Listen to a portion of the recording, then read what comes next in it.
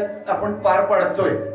मला खूप आनंद होतोय या कार्यक्रमासाठी छत्रपती संभाजी विद्यालयाचे माजी मुख्याध्यापक SM. Thorat sir, BM. Thorat sir, त्यानंतर मंद्रुपकर सर आलेले आहेत। आता या सर्व मुख्याध्यापकांचं मी पुन्हा एकदा स्वागत करतो।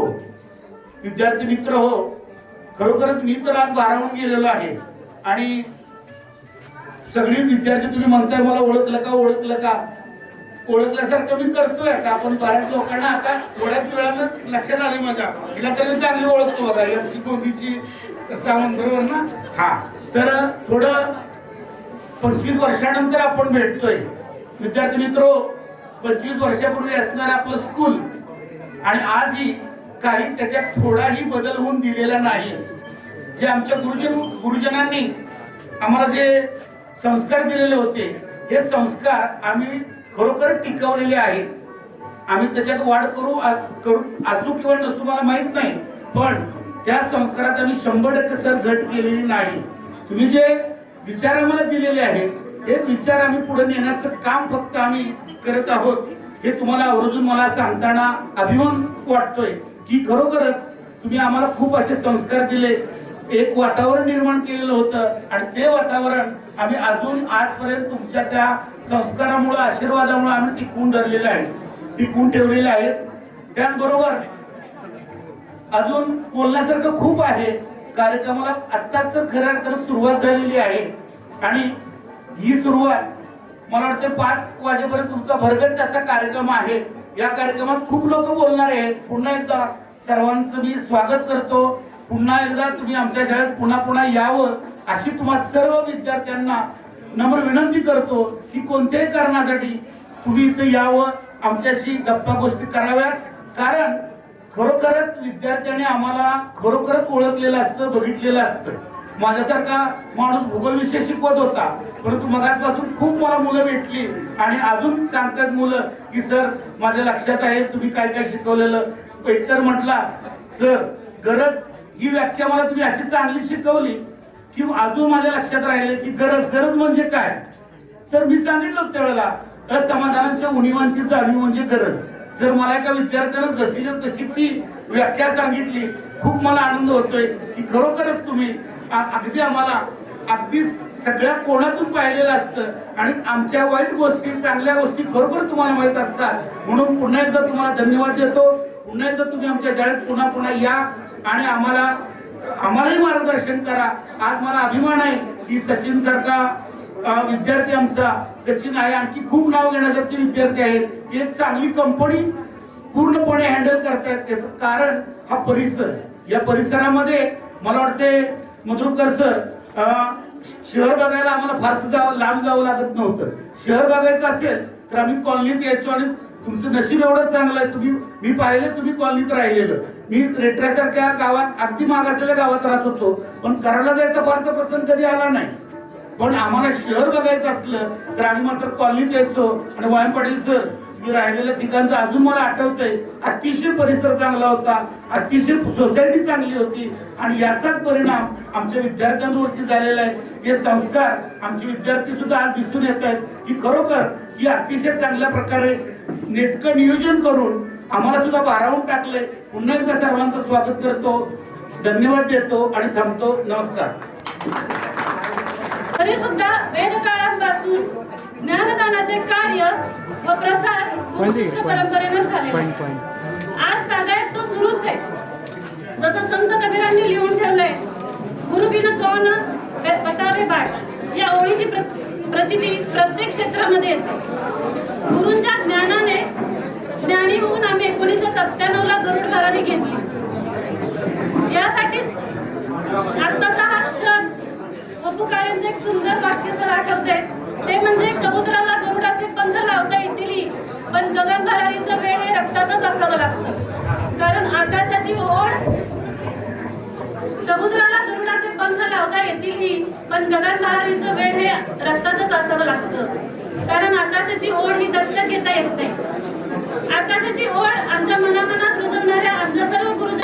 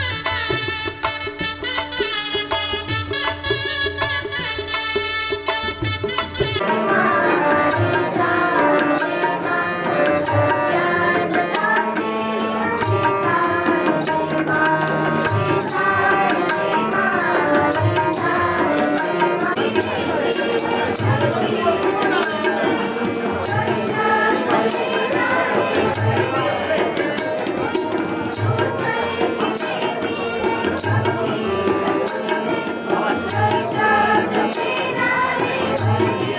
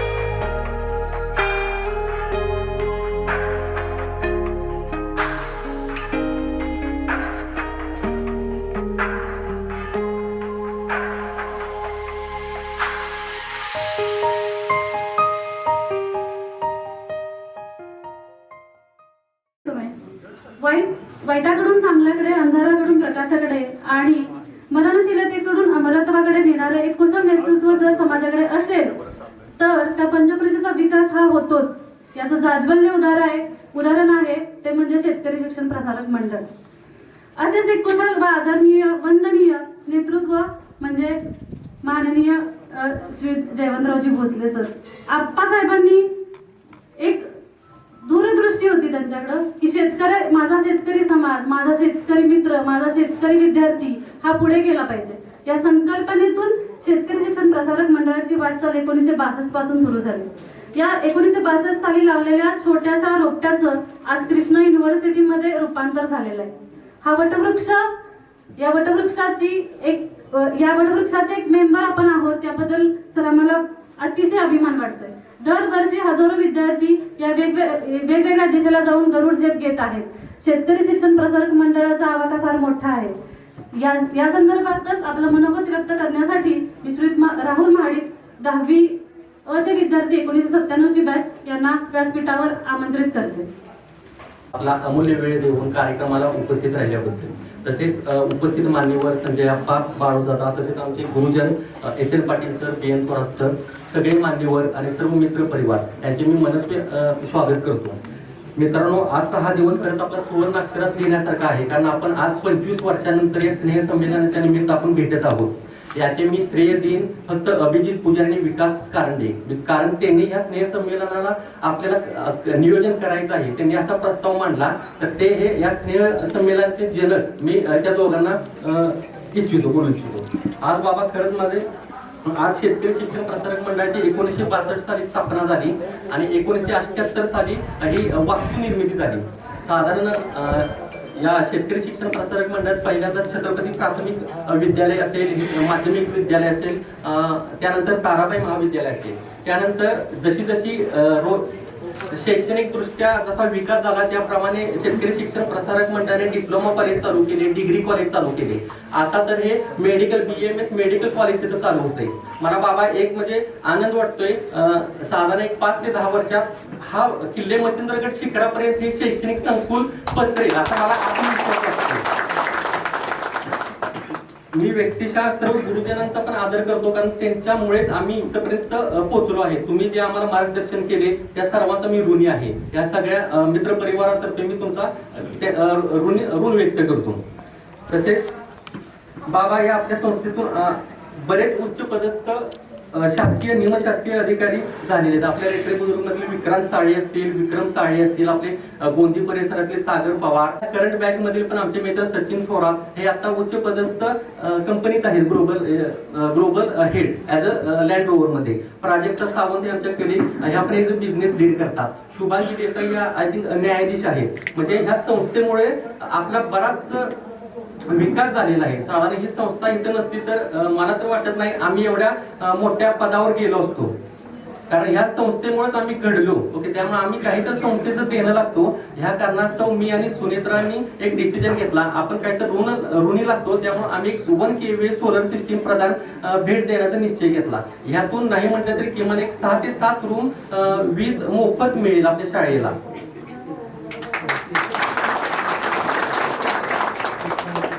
तसेच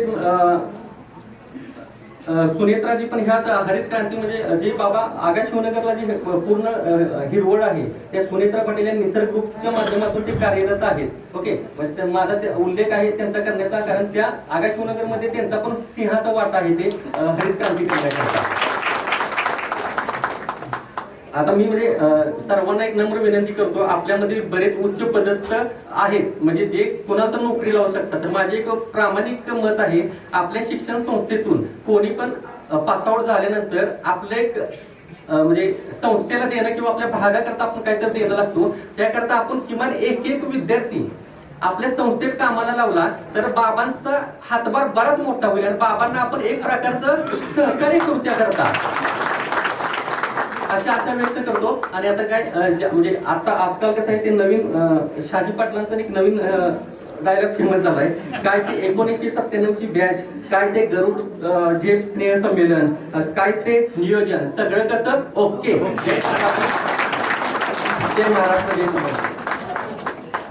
विनंती करते की तिने आपले 2 शब्द आम्हाला. गुरु ब्रह्मा गुरु विष्णू गुरुर्देव महेश्वरा गुरु साक्षात परब्रह्म तस्मै श्री गुरुवे नमः. व्यासपीठावरील सर्व मान्यवर, माझे सर्व शिक्षक, गुरुजन वर्ग आणि आत्ताचे सुद्धा सर्व शिक्षक की जे अजून त्यांची ओळख झालेली नाही, त्या सगळ्यांचे मी आभार मानते. तुम्ही 2 मिनिटं मला इथं बोलायला संधी दिली. तसेच माझे सगळे हे सहकारी जे पूर्वी वर्गात होते, म्हणजे आता त्यातले खरे ओळखत नाही आहेत बरेच जण, पण तरी पण जे सगळे आता मी ओळख करून घेऊ.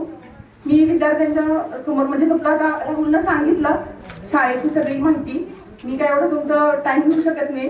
मी फक्त तुम्हाला सांगते की या संस्थेमुळं की आज आमच्या बॅचमधली सुद्धा बरीच मुलं एक उच्च शिखरावरती आहेत. आणि तशीच आता जी येणारी ही पिढी आहे नवीन, तशीच वर्षानुवर्ष अशीच मुलं घडत राहतील ह्या संस्थेत आणि अशीच गरुड झेप घेत राहतील. आम्ही म्हणजे मी 8वीला प्रवेश घेतला, ह्या शाळेत आले आणि झेंडेबाईंची आठवण आली नाही असं होऊच शकत नाही. मला आठवतं की शाळेत बाई त्या गेटवरच थांबून ठेवायच्या की नाही, मग सगळं चेक व्हायचं, 2 महिने आहेत का, केसाला तेल लावलंय का. आजकाल असं वाटत नाही की कुणी एवढे शिक्षक सुद्धा, मी सुद्धा एक शिक्षक म्हणून बरीच वर्ष काम केलेलं आहे, पण आजकाल मी सुद्धा असं त्यांच्या एवढं कधीच नाही घेऊ शकत. आणि मी ह्या शाळेत आले आणि मला खूप आठवण झाली की नाही झेंडेबाई असत्या तर माझ्या मुलींना बाबांना माहित असेल की KCTला मॅडम होत्या, त्या सेम तशा होत्या आणि त्यांना बघितलं की असं वाटायचं की ह्या झेंडेबाईंसारख्या सेम आहेत. आणि त्यामुळे असंच व्हायचं की एक डिसिप्लिन होता आणि आज तो डिसिप्लिन आमच्यात आहे. त्यामुळे आज आम्ही मुलांना सुद्धा आमच्या घडवताना तो डिसिप्लिन कुठं ना कुठं तरी तो अंमलात आणतोय. तर प्रत्येक ह्या सर्व शिक्षकांची आज आठवण येते की बाबा कोण कसं आम्हाला शिकवत होतं, कोण काय करत होतं. आता त्या आठवणी म्हणजे काढल्या तर खूप आहेत.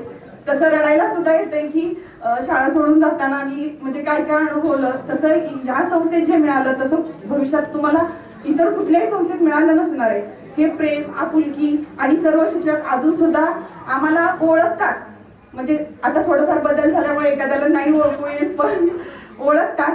तर मी सर्व आमच्या 1997च्या बॅच कडून आता हे आमचं 25वं महोत्सवी वर्ष आहे आणि आम्ही असंच पुढं भविष्यात शाळेसाठी किंवा इथल्या विद्यार्थ्यांसाठी असंच आम्ही प्रयत्न करत राहू आणि सर्व आमच्या गुरुजनांचे, बाबांचे आमचे आशीर्वाद आमच्या पाठीशी राहोत. आणि 2 शब्द मी फक्त माझे मनोगत आपलं व्यक्त केलं, तर काय चुकून झाले असेल तर क्षमस्व. 2 शब्दात व्यक्त करतील. प्रसारक मंडळाचे अध्यक्ष आदरणीय संजय अप्पा, संस्थेचे सर्व संचालक, म्हणजे सर्व लाडके विद्यार्थी, आज खरं तर तुमच्यामुळं आम्हाला इथे येण्याची संधी मिळाली असं म्हणतो. बरीच वर्ष झालं शाळेशी संपर्क आमचा नाही. तुम्ही बोलवल्यामुळं आम्ही सर्वजण एकत्र आलो आणि हा भेटीचा आनंद तुमच्याबरोबरच आमच्या सहकार्यांची सुद्धा झाला. 1997ची बॅच मला एक आठवतं की त्याच वर्षी आम्ही एक स्कॉलर बॅच बनवलेली होती आणि त्या स्कॉलर बॅचची एक वेगळी तुकडी तयार केली. त्याला 10वी अचं नाव दिलेलं होतं. पुढं ते अ ब क त्या तुकड्यांचं हे वगळून पुन्हा विज्ञान यात्री, आनंद यात्री, कला यात्री वगैरे अशी नावं दिली. कारण अ तुकडीमध्ये येण्यासाठी जास्त विद्यार्थ्यांचा ओढा असायचा आणि वशिले जास्त लावले लागायचे. तर या अ तुकडीला जेव्हा एक स्कॉलर बॅच आम्ही बनवली त्यावेळेला बहुतेक विद्यार्थी या तुकडीमधले इंजिनियर आणि डॉक्टर झाले. त्यांचा अभिमान मला वाटतो. आता आपल्यापैकी किती जण ते जे झाले म्हटल्यानंतर इतक्या वर्षानंतर आम्हाला माहिती झालं, 25 वर्षानंतर, हे आम्हाला अजूनपर्यंत माहिती नव्हते. तुम्ही इथे एकत्र आल्यामुळं आम्हाला हे समजलं. एक असा समाजाचा ट्रेंड आहे, जे फर्स्ट क्लासचे विद्यार्थी आहेत ते इंजिनियर, डॉक्टर होत आहेत. सेकंड क्लासचे विद्यार्थी आहेत ते MBA होत आहेत आणि या इंजिनियर डॉक्टरांचे अधिकारी होत आहेत. जे 5 क्लासमध्ये पास झालेले आहेत ते समाजसेवा करण्यासाठी राजकारणात जात आहेत. त्यांचं वर्चस्व या दोघांच्या वरती पण असते, फर्स्ट क्लास आणि सेकंड क्लास. नापास झालेले विद्यार्थी आहेत ते अंडरवर्ल्ड मध्ये जात आहेत. त्यांचं वर्चस्व या सगळ्यांच्यावर जातं. आणि जे शाळेत न येता शाळेच्या भोवतीनं फिरून पास झाले ते साधू संत झाले. आणि सगळेजण त्यांच्या पाया पडायला लागले. अशा ह्या सर्व कॅटेगरीतले विद्यार्थी आज एकत्र आले आणि त्याच्यामुळे आम्हाला खूप आनंद झाला की सगळेच आम्हाला एकत्र बघायला मिळाले.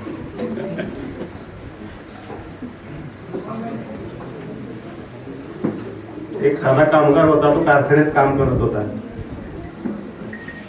एक दिवस अचानक तो गैरहजर राहिला, कामावर गेला नाही. कामावर न जाण्याचं कारण त्याला मुलगा झालेला होता आणि त्या आनंदात तो कामावर गेला नाही. दुसऱ्या दिवशी कामावर गेल्यानंतर त्या कारखान्याच्या मालकाने त्याचा पगार वाढवला. त्याला आश्चर्य वाटलं, मी काल तर कामावर गेलो नाही आणि आज लगेच माझा पगार वाढवला मालकांनी. काय बोलला नाही. आणखी काही दिवस गेले आणि काही दिवस गेल्यानंतर त्यांची आई वारली. आई वारल्यानंतर पुन्हा असंच न सांगता कामावर गैरहजर राहण्याची वेळ त्यांच्यावर आली. पुन्हा दुसऱ्या दिवशी कामावर गेले तर त्या दिवशी त्या मालकाने त्यांचा पगार कमी केलेला होता. हा ग्रस्त काहीच बोलला नाही. पण त्या मालकांना आश्चर्य वाटलं की याचा मी पगार वाढवला तरी याला आनंद झाला नाही आणि याचा पगार कमी केला तरी याला दुःख झालं नाही. म्हणून त्याला विचारलं की असं का झालं.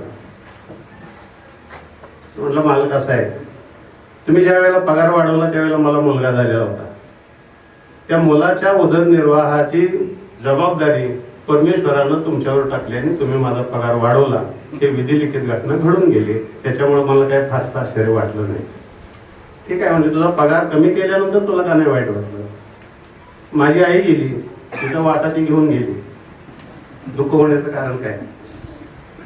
किंवा अशा दोन्ही परिस्थितीमध्ये प्रारब्धानं जे दिलेलं आहे ते स्वीकारण्याची क्षमता त्याच्यामध्ये होती आणि असं असल्यामुळं कदाचित त्याला वाईट वाटलं नाही.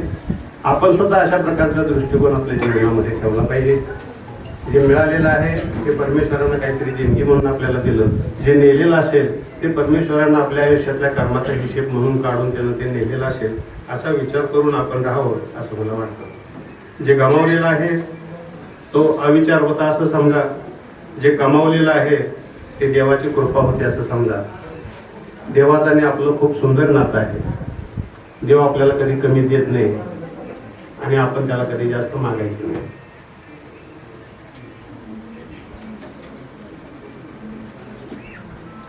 गोकुळ नावाचा एक भक्त होता. म्हणून हा गोकुळ नावाचा भक्त म्हणजे पांडुरंगाचा भक्त. तो एक दिवस पांडुरंगाला म्हटला की पांडुरंगा, एवढे 28 युग तुम्ही विटेवर उभा राहिलेला, तुमचे पाय दुखत असतील, कमरेवर हात ठेवून तुम्ही उभा राहिलेला आहे, तुमचे हात दुखत असतील. असं करूया की एक दिवस मला तुमची जागा द्या आणि तुम्ही विश्रांती घ्या. पांडुरंगाने हे मान्य केलं की ठीक आहे, एक दिवस मी पाठीमागे जाऊन विश्रांती घेतो, उद्या सकाळी तू लवकर उठून ये आणि माझ्या जागावर तू उभा राहा. एक अट आहे मला, काय तर बोलायचं नाही, फक्त उभा राहायचं वेटेवर. ठीक आहे म्हटलं, तर सोपी गोष्ट आहे. काहीच करायचं नाही म्हटल्यानंतर नुसतं उभाच राहायचं आहे ना. एक दिवस मी तुम्हाला विश्रांती देतो, तुम्ही पाठीमागे जाऊन झोपा आणि मी ते उभा राहतो. दुसऱ्या दिवशी हा गोकुळ ठरल्याप्रमाणे त्या येऊन पांडुरंगाच्या वेटेवरती उभा राहिला. पांडुरंग पाठीमागच्या खोलीत जाऊन आपली विश्रांती घेतला. एक ग्रस्त आला, तो धनाढ्य होता. खिशेविषयी जी भरलेली पैशाची पाकिट भरलेली होती त्याच्याकडं, हातात पण पैशांची पाकिट होती. पांडुरंगाच्या दर्शनाला त्यानं पाकिट पांडुरंगाच्या समोर ठेवलं, दर्शन घेतलं आणि गडबडीत तसंच निघून गेला. ते पाकिट तिथंच राहिलं. त्याच्या पाठीमागून दुसरा एक ग्रस्त आला. तो अत्यंत प्रामाणिक आणि खूप चांगला होता, समाजसेवा करणार होता, पण दरिद्री होता. त्यानं पांडुरंगाला डोळे मिटून नमस्कार केला आणि डोळे उघडतो तर समोर पैशाचं पाकिट दिसलं. त्याला वाटलं की पांडुरंगानं मला हे पैशाचं पाकिट दिलं माझ्यासमोर, म्हणून त्यानं ते पाकिट उचललं आणि तो निघून गेला. गोकुळला मोठं आश्चर्य वाटायला लागला. तर बोलायचं नाही म्हणून सांगितलेलं, अरे पाकिट कुणाचं आणि नेलं कुणी, आणि बोलायचं पण नाही, असं काय. पण आता ती आज्ञा तर पाळली पाहिजे, म्हणून त्याने आज्ञा पाळली. तो गोकुळ काय बोलला नाही. त्याच्या पाठीमागून एक तिसरा ग्रस्त आला. तो एक नावाडी होता. त्याला आपलं गलबत घेऊन समुद्रात जायचं होतं. त्यानं आपल्या परमेश्वराजवळ त्या पांडुरंगाच्या समोर हात जोडल्याने सांगितलं, पांडुरंगा, आज मी खूप आत समुद्रामध्ये जाणार आहे. पाठीमागं माझी बायको मुलं आहेत, त्याचं संरक्षण कर आणि मला पण सुरक्षित तू माघारी आला. एवढं पांडुरंगाला सांगून तो बाजूला सरकतोय, तेवढ्यात पोलीस आणि तो पहिला ग्रस्त जो धनाढ्य होता पाकिट विसरून गेला ते आले आणि त्यानं सांगितलं की यानं माझं पाकिट चोरलं. पोलिसांनी त्याला पकडला आणि त्याला जेलमध्ये नेऊन टाकला. संध्याकाळ झाली. हा गोकुळ जाऊन त्या पांडुरंगांना म्हटला की पांडुरंगा बस झाला का, की अहो हे एवढे अनर्थ मी माझ्या डोळ्याने बघतोय आणि तुम्ही काय बोलू नका म्हणताय, हे कसं काय. अरे म्हणले त्याचं असं आहे, तो पहिला जो धनाट्य आलेला होता ना त्यानं गैरमार्गाने पैसा मिळवलेला होता म्हणून मी त्याचं पैशाचं पॅकेट इथं ठेवून घेतलं. पाठीमागून जो आला तो चांगला प्रामाणिक होता, तो लोकांना मदत करणारा होता, समाजसेवा करणारा होता म्हणून मी त्याला ते बक्षीस दिलं. अहो पण म्हटले ह्या दोघांनी पाकिट एकाचं नेलं एकानं आणि शिक्षा म्हटली तिसऱ्यालाच झाली. तिसऱ्याला शिक्षा व्हायचं कारण म्हणजे आज समुद्रात मोठं वादळ होणार होतं, त्या वादळामध्ये ह्याची उडी पडणार होती म्हणून त्याला वाचवण्यासाठी मी त्याला तुरुंगात पाडलं. तेव्हा जे होतं ते भल्यासाठी होतं. आपण आपल्या घरामध्ये हा सुविचार लिहून ठेवावा की जे काय होतं ते भल्यासाठीच होतं. याचं आणखीन एक उदाहरण सांगतो. अकबर आणि बिरबल यांची गोष्ट तुम्हाला माहिती असेल. अकबराच्या नवरत्नापैकी बिरबल हे एक रत्न होतं, अत्यंत हुशार, चाणाक्षर आणि या अकबरांना सल्ला देणारा तो ग्रस्त. तर असं झालं की अकबराच्या हाताला लागलं आणि हाताला जखम झाल्यानंतर ते बिरबलाला बोलवलं आणि सांगितलं, अरे बिरबल माझ्या हाताला मोठी जखम झाली. बिरबल मला होतं ते भल्यासाठीच होतं. राजाला राग आला, अरे माझ्या हाताला जखम झालेली आहे आणि तो होतं ते भल्यासाठी होतं असं म्हणतोयस. त्यानं सांगितलं, आज्ञा दिली त्याच्या शिपायांना की बिरबलाला तुरुंगात टाकावं. त्याला जेलमध्ये टाकलं. राजाला शिकारीला जायचं होतं. आपले काही निवडक सैनिक घेऊन राजा जंगलामध्ये शिकारीला गेला. आत जात जात जात आत जंगलात खूप आत गेले. ते बरोबरचे सैनिक होते ते इकडे तिकडे थोडीशी विस्कटले आणि राजा एकटाच राहिला. इथं काही पिल्लू लोक आलेले होते आणि त्यांना त्यांच्या देवाला बळी द्यायचा होता. आता असला राजबिंडा बळी देण्यासाठी सापडला म्हणून त्यांना आनंद झाला. त्याने अकबराला पकडलं आणि त्या भिल्लांचा जो मोरक्या होता तिथं त्याच्याकडे नेलं आणि याला बळी देऊया म्हटलं. त्यानं बघितलं याच्याकडं, त्याच्या हाताला लागलेलं होतं. हाताला लागलेलं होतं म्हणून त्यानं सांगितलं की याला काही बळी देता येणार नाही, त्याच्या हाताला जखम आहे, दुसरा चांगला एखादा पकडून आणा तुम्ही, त्याला पण बळी देऊया. अकबर तिथून सुटले, माघारी राज दरबारात आले आणि राज दरबारात आल्याबरोबर त्याने बिरबलाला बोलवून घेतला आणि सांगितलं, अरे बिरबल तू म्हटलेला होतास होतं ते भल्यासाठीच होतं. खरोखरच माझ्या हाताला जर जखम झाली नसती तर माझाच बळी गेला असता. पण मी तुला तुरुंगात टाकला हे होतं ते भल्यासाठीच कसं काय म्हणतो. महाराज असं आहे, मला काही जखम झालेली नव्हती, तुम्हाला सोडून दिलं असतं, बळी माझा गेला असता. म्हणून जे होतं ते भल्यासाठीच होतं असं समजायचं आपण. आणि जे काय आपल्यावरती संकट आलेले असतील, आणखीन काय आलेलं असेल तर ते चांगल्यासाठी झालं असंच आपण समजायचं.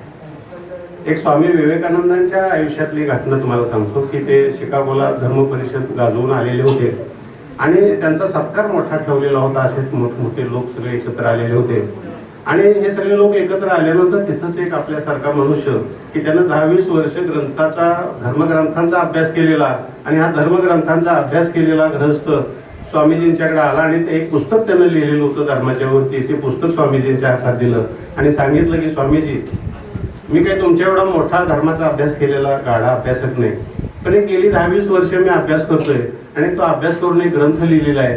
हा ग्रंथ आपण बघावा आणि त्याच्याबद्दल मला काही मार्गदर्शन करावं. स्वामीजींनी पुस्तक हातात घेतलं, त्याचं मुखपृष्ठ बघितलं, त्याचं मलपृष्ठ बघितलं आणि त्याला परत केलं. त्याला वाईट वाटलं, मी एवढ्या मोठ्या अपेक्षेनं स्वामीजी तुमच्याकडे पुस्तक दिलेलं आहे आणि तुम्ही पुस्तकाबद्दल काहीच सांगत नाही. स्वामीजींनी त्याला समोर बसवलं आणि पुस्तकातली ओळख त्याला सांगितली. आश्चर्य वाटलं. यांनी तर पुस्तकाचं मुखपृष्ठ आणि मूलपृष्ठ बघितलेलं आहे आणि पुस्तकात काय आहे ते सगळंच यांनी सांगितलं कसं काय. तर मित्रांनो, हा एक वाचनाचा प्रकार आहे, त्याला कव्हर टू कव्हर रिडिंग असं म्हणतात. खास आपल्या मुलांच्यासाठी मी सांगतोय की वाचनाचे अनेक प्रकार आहेत. त्यातला पहिला प्रकार आहे त्याला लाईन टू लाईन रिडिंग असं म्हणतात. ओळून ओळ वाचायचं, जे तुम्ही शाळेत असताना करत होता ते. त्याच्यानंतर अभ्यास झाला की परीक्षेला जाताना तुम्ही पेज टू पेज रिडिंग करत होता. प्रत्येक ओळ वाचण्या इतपत आपल्याकडे वेळ नव्हता म्हणून लाईन टू लाईन रिडिंग झाल्यानंतर पुन्हा पेज टू पेज रिडिंग झाली. आणि पेज टू पेज रिडिंग झाल्यानंतर आणखीन एक वाचनाचा प्रकार आहे त्याला रीडिंग बिटवीन द लाईन्स असं म्हणतात. ओळींच्या मधला मतितार्थ जाणून घेऊन वाचणे. या ज्ञानेश्वरी सारखा ग्रंथ वगैरे ते लोक वाचतात. किती वेळा जरी वाचलं, त्याची पारायणे केली तरी त्याच्यातला अर्थ संपत नाही, कारण ते रीडिंग बिटवीन द लाईन्स या वाचनाच्या प्रकारानुसार ते वाचत असतात. आणि एवढे सगळे प्रकार वाचनाचे संपल्यानंतर मग कव्हर टू कव्हर रीडिंग येऊ शकते. म्हणजे पहिल्यांदा line to line reading, page to page reading, reading between the lines आणि पुन्हा कव्हर टू कव्हर रीडिंग असे वाचनाचे 4 प्रकार आहेत. हे कव्हर टू कव्हर रीडिंग येण्यासाठी म्हणून अभ्यास कसा झाला पाहिजे, लाईन टू लाईन रीडिंग पासून अभ्यास होणं हे गरजेचं आहे. आपण आता काय अभ्यास करत नसाल, पण तुमची मुलं अभ्यास करत असतील म्हणून तुम्हाला मी मुद्दाम सांगतो की मुलांना वाचनाचे हे प्रकार अवश्य शिकवावेत. आपण सप कॉलेजचे प्राचार्य एक प्राध्यापक माटे म्हणून होते, मराठीचे अत्यंत गाढे अभ्यासक. त्यांचा तास म्हणजे परभणी असायची. असा त्यांचा वर्गात एकदा तास चालू होता आणि तो तास चालू असताना पाठीमागच्या दरवाजातून एक विद्यार्थी आत आला आणि सगळ्या वर्गात गमगमाट सुटला. सगळ्यांचं लक्ष पाठीमागे गेलं. प्राध्यापक माटे पुढे शिकवण्यामध्ये दंग होते, त्यांचंही लक्ष पाठीमागे गेलं आणि त्यांनी त्या विद्यार्थ्याला बोलवून घेतलं, उभा केला आणि वर्गातून बाहेर हाकलून दिलं. अरे एवढ्या सगळ्या 150 विद्यार्थ्यांचा वेळ तू वाया घालवलास, एक तर तू उशीर आलास आणि उशिरा येऊन पुन्हा सगळ्यांचं लक्ष तू तुझ्याकडे वेधून घेतलेलं आहेस, म्हणून त्याला तिथून त्यांनी वर्गातून हाकलून दिला. हा विद्यार्थी बाहेर व्हरांड्यात जाऊन थांबला. सरांचा तास संपला आणि तास संपल्यानंतर तो सरांच्या केबिनमध्ये त्यांच्या डिपार्टमेंटमध्ये पुन्हा भेटण्यासाठी गेला. त्यानं सरांची क्षमा मागितली की सर, त्यांना त्याच्या पिशवीमध्ये अगरबत्तीचे 2-3 पुढे होते, ते काढून सरांच्या टेबलवरती ठेवले आणि सांगितलं सर माझी चूक झाली. दररोज मी कॉलेजला येताना ह्या अगरबत्त्या विकत येतो. आज माझ्या दुर्दैवानं मला तुमचा तास तर अटेंड करायचा होता, पण अगरबत्तीचे पुढे संपले नाहीत, ते पुढे शिल्लक राहिले आणि मी तसाच वर्गात आलो. त्याच्यामुळे हा अनर्थ घडला. इथून पुढं मी असं होऊ देणार नाही. त्यावेळेला माटे सरांनी जे त्याला सांगितलं ते खूप महत्वाचं आहे, लक्षात ठेवा. आपण ते म्हणले मी अनेक ग्रंथ लिहिले, अनेक पुस्तकं वाचली, पण मी माणूस वाचायला शिकलो नाही.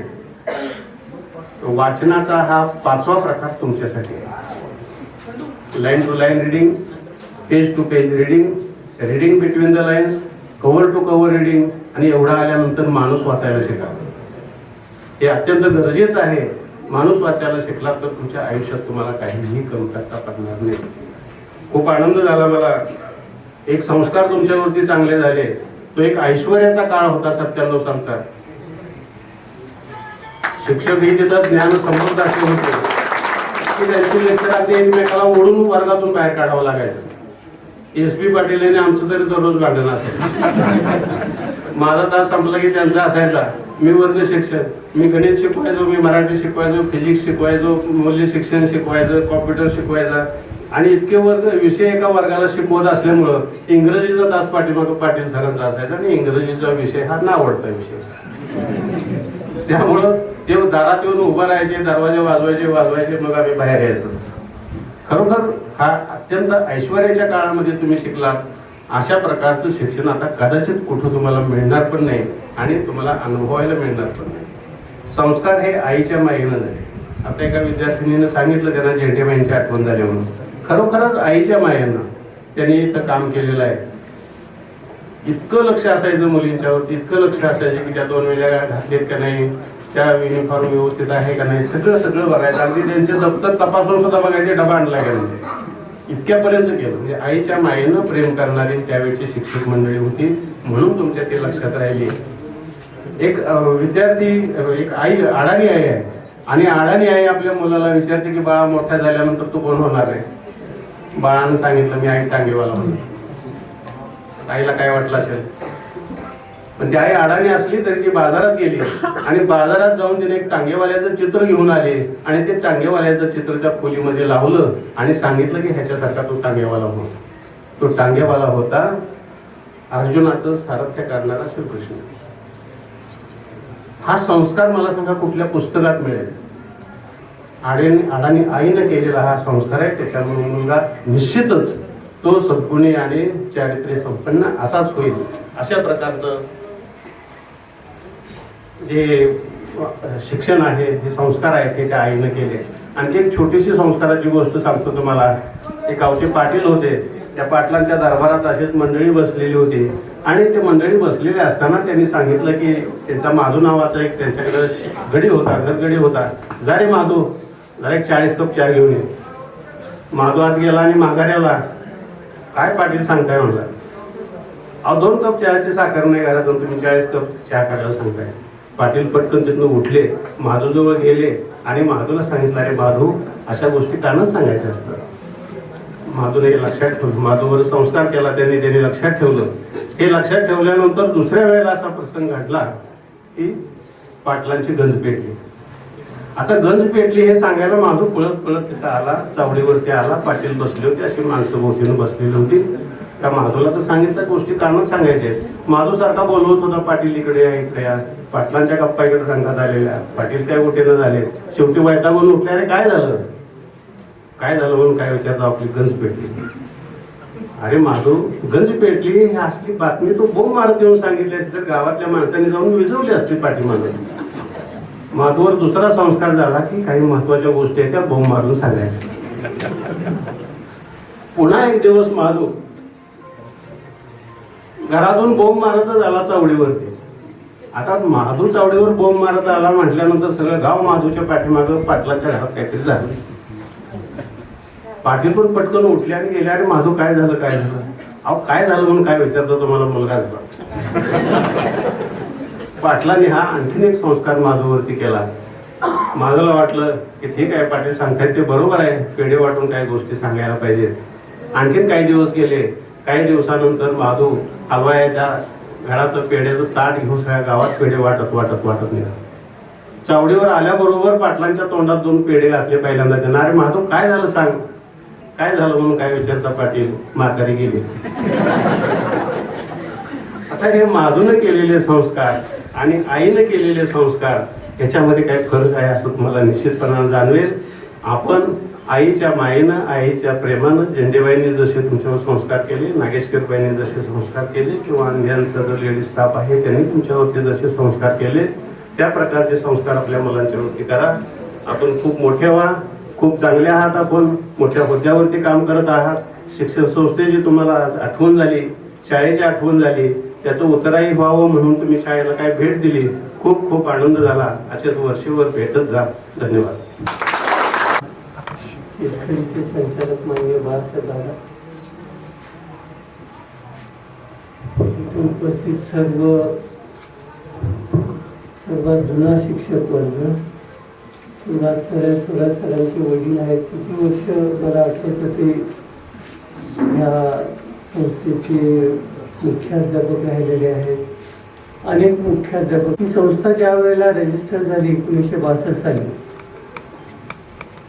आजही असा विचार करायला पाहिजे की त्यावेळेला ही आपल्याला दृष्टी होती की हा जर समाज पुढे जायचा असेल तर शिक्षण हा सगळ्यात त्याच्यातला प्रमुख मार्ग आहे. कारखाना सुरू झालेला होता, लोकांना पैसे मिळायला लागलेले होते. 62 साली तर ज्यावेळेला 200 रुपये दिले तर फार पैसे लोकांना बँकेत ठेवायची पण माहिती नव्हती, कुठं ठेवू पैसे असं झालेलं होतं त्यावेळेला. पण सगळ्यात महत्त्वाचं त्यावेळेला आपलं काम काय असेल तर शिक्षण झालं पाहिजे ह्या भागामध्ये आणि त्याची सुरुवात ही शिक्षण प्रसारक मंडळामध्ये झाली.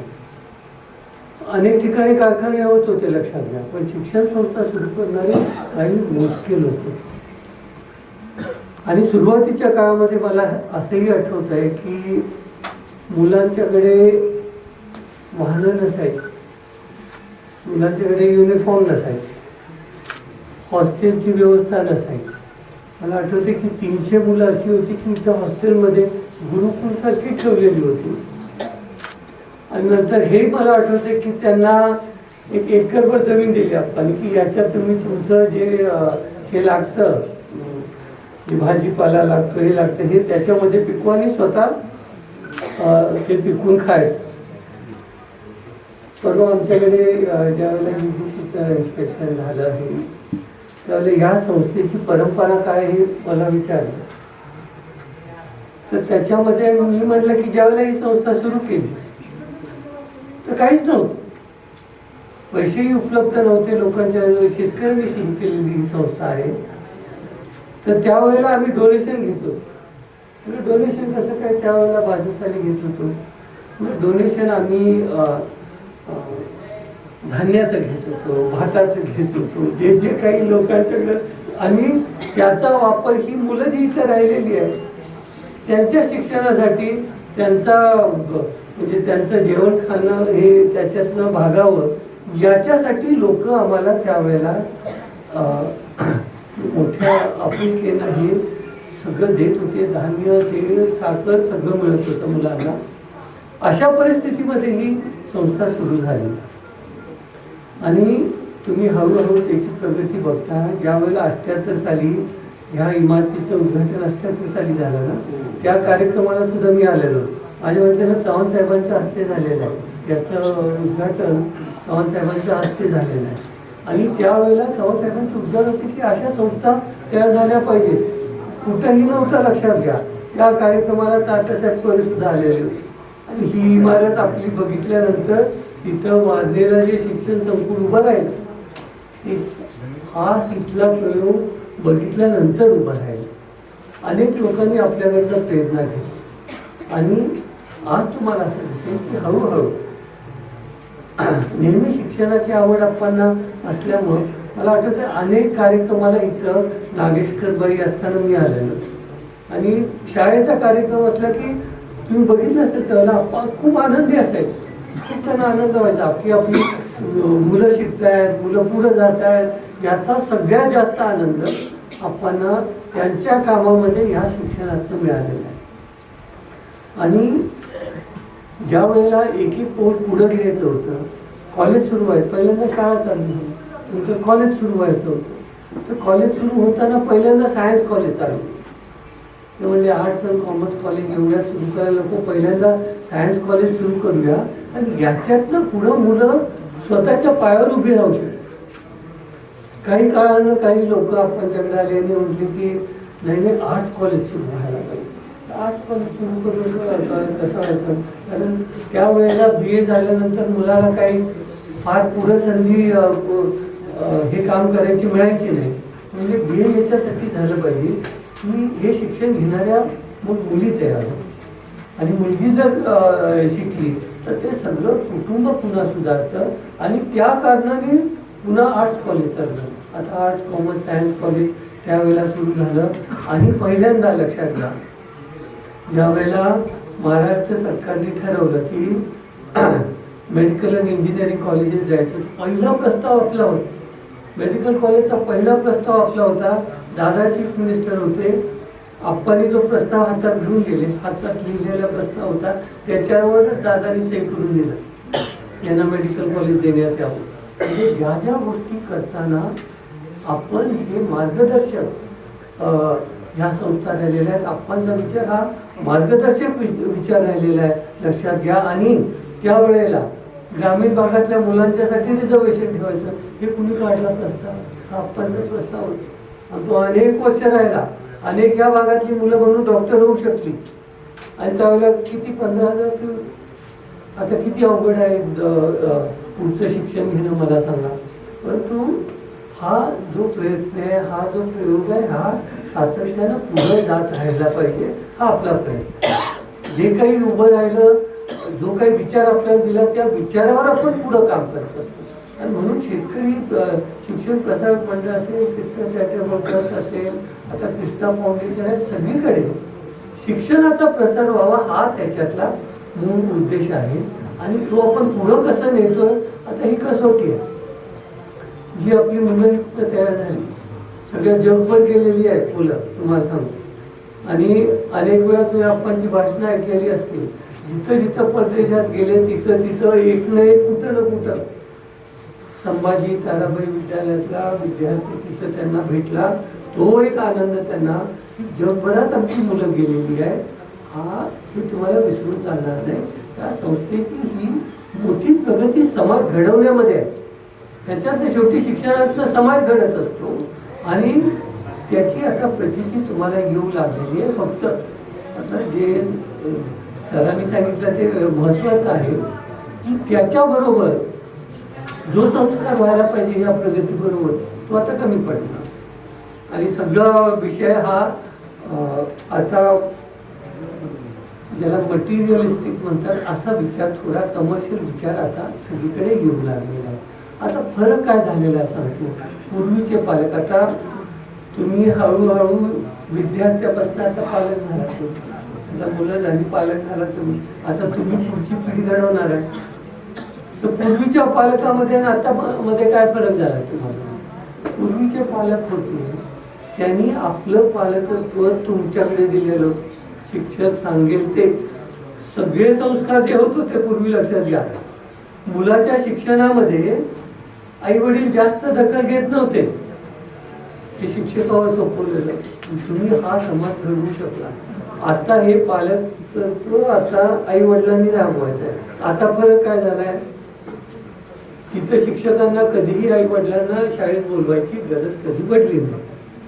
आता असं आहे की पालक येऊन दररोज सगळ्यात मोठं काम मुख्याध्यापकांनी सरांचं आहे, त्यांच्यावर जे वाद घालत असतात आता पालक, तो न संपणार आहे. कारण ते अर्धवट कुठेतरी वाचून आलेले असतात आणि हे असं व्हायला पाहिजे असं प्रत्येक पालकाला वाटतं. त्याच्यामुळं आता ही शिक्षकाची भूमिका मोठी कठीण झाली. सगळ्यात जो शिक्षक आणि ऍडमिनिस्ट्रेटर ह्या पालकांना स्वस्थ ठेवू शकतो हा तो यशस्वी समजला जातो. शिक्षणाचा भाग बाजूला राहील. पण हा बदलता काळ आहे. आता शिक्षणामध्ये सुद्धा खूप ॲडव्हान्समेंट झालेली आहे. आता जर मला विचारलं तर आता डिजिटल बोर्ड, आता तुम्ही डिजिटल क्लासरूम करून किती ज्ञान आता उपलब्ध आहे. आणि म्हणून सगळीकडे आम्ही म्हणतो की self learning, self directed learning ह्याला फार महत्त्व आलेलं आहे. कारण सगळं उपलब्ध आहे. मला नेहमी असं वाटायचं पूर्वी सुद्धा, तुम्हाला आठवत असेल, ज्या वेळेला हे कॉम्प्युटरचा प्रसार होऊ लागला, मी म्हटलं असं एक वेळ अशी येईल की मुलं एखाद्या वेळी शाळेला जाणार नाही. कारण जर ज्या दिवशी सगळ्या घरामध्ये आता कॉम्प्युटर आहे, सरांना शाळेत कशाला यायला पाहिजे, ते म्हणतील 11 वाजता ह्या चॅनलवर माझा तास सुरू आहे, तुम्ही अटेंड करा. आणि हे तुम्ही करोनाच्या काळात बघितलं, सगळं 2 वर्ष ऑनलाईन टीचिंग झालं. म्हणजे जे आपल्याला काल्पनिक वाटत होतं ते आता झालेलं आहे. पुढं सुद्धा होण्याची शक्यता आहे. जसं आता लायब्ररी लहान झाली, कारण आता प्रिंट मीडिया तुम्ही between the line, in the line वाचायचं आता राहिलं, ते सगळं टी व्हीवरच बघतायत सगळं आणि तिथंच वाचन करतायत. पण पुस्तकाच्या वाचनाला कुठं, ज्यांनी पुस्तक वाचलेलं आहे लक्षात घ्या, कुठून नवीन मीडिया येऊ दे काही येऊ दे, तो त्याच्यामध्ये जो आनंद आहे त्याच्यामधनं जे तुम्ही घेऊ शकता ते तुम्ही ह्या इलेक्ट्रॉनिक मीडियामधनं दुसऱ्या सोर्सेसमधनं घेऊ शकत नाही. इतकं ह्या प्रिंट मीडियाला अजून महत्त्व आहे. आणि का महत्त्व आहे तुम्हाला सांगतो. आणि नेहमी असं म्हणतो की ज्या वेळेला लर्निंग आउटकम्स बघतो, आता सगळीकडे आउटकम बघतात, किती मुलांना किती येतं. आम्ही तास घेतला, तास घेतल्यानंतर मुलांनी किती तासातलं ॲसिम्युलेट केलं, किती ते रिप्रोड्यूस करू शकतात, किती त्यांना समजलं, हे आउटकम मोजायला लागतं. आता याच्यामध्ये असं लक्षात आलं की हे पॅसिव्ह लर्निंग, आता हे पॅसिव्ह लर्निंग म्हणतो आपण, म्हणजे तास घेतो, मुलांचा तास घेतो, याच्यामध्ये सगळ्यात पुअर आउटकम आहे असं समजलं जातं की मुलं फार त्याच्यामध्ये घेत नाही. पण याच्यापेक्षा चांगलं काय आहे, याच्यापेक्षा चांगलं आहे इंटरॅक्टिव्ह क्लास. त्या इंटरॅक्टिव्ह क्लास असला तर, म्हणून आत्ताच्या तासामध्ये काही वेळ आम्ही क्वेश्चन आन्सर सेशन ठेवलेलं आहे, मुलांनी त्याच्यामध्ये सहभाग घ्यावा. त्याच्यामधलं आउटकम जर बघितलं तर याच्यापेक्षा खूप जास्त आहे. कारण त्यांचे जे बऱ्याचशा शंका असतात त्या क्लासमध्येच त्याचं निवारण होतं.